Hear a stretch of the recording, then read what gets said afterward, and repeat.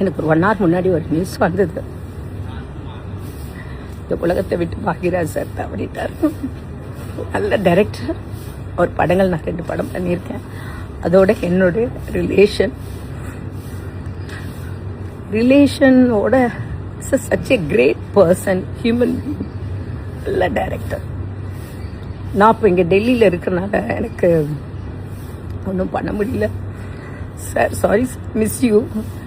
ஏன்னா அந்த கல்யாணம் பண்ண டைம் எல்லாமே நான் போய் அவர்கிட்ட பேசும்போதும் என்னை பற்றியெல்லாம் ரொம்ப பெருமையாக பேசுவார். Great person.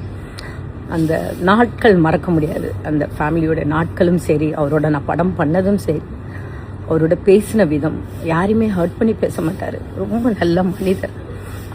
இந்த மாதிரி ஒரு வர வர நல்ல மனிதருக்கு நம்மளை விட்டு போகிறாங்க சொல்லுவோம், மனசு ரொம்ப ரொம்ப கஷ்டமாக இருக்கு. பாரதிராஜா சார், பாக்யராஜ் சார் நினச்சே பார்க்கல. எனக்கு இப்போ என்னென்னா, டெல்லியில் இருக்கேனே, என்னால் போக முடியல சுச்சுவேஷனில் இருக்கு. கீர்த்திட்ட பேசினேன், எல்லாத்தையும் பேசினேன். பட் என்ன சொல்கிறது, ஆறுதல் சொல்ல முடியாது. அதனால் சினிமா ஃபீல்டுக்கே ஒரு பெரிய லாஸ், ஒரு பெரிய டைரக்டரை லாஸ் பண்ணோம். எங்களுக்கு எங்கள் ஃபேமிலியில் ஒருத்தரை மிஸ் பண்ணோம். ஒரு நல்ல மனிதரை மிஸ் பண்ணியிருக்கோம்னு சொல்லும்போது பாக்யராஜ் சார். குஷியுடைய மேரேஜ் கூட நான் சங்கீத் அண்ட் மெஹந்திக்கு போயிருந்தேன். கல்யாணத்துக்கு வராருன்னு சொல்லும்போது என்னால் இருக்க முடியல, டெல்லி வந்தனால. இப்போ நான் ஃபீல் பண்ணுறேன், ஐயோ அங்கே இருந்திருந்தாலும் அவர்கிட்ட நான் பேசியிருப்பேனே அப்படின்னு ரொம்ப மிஸ் பண்ணுறேன் sir. Miss you lot sir.